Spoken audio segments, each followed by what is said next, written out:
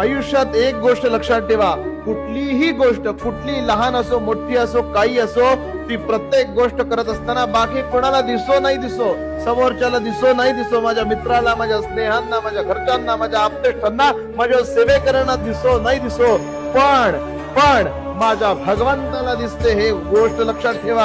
माझा भगवंत सगळीकडून बघतोय. त्रिभुवनामध्ये त्याचे डोळे विस्तारलेले आहेत.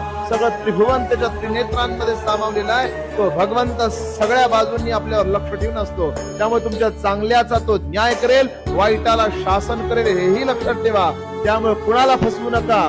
कुठल्या व्यक्तीला, कुठल्या विशेष करून कुठल्याही व्यक्तीला सांगतो, कुणालाही फसवू नका. कारण आपण जर फसवत असू तर आपण देखील एक दिवस फसू.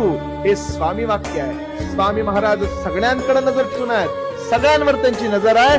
स्वामी बघतायत. ह्या वाक्यावर ठाम राहा. महाराज कल्याण करतील म्हणजे करतील.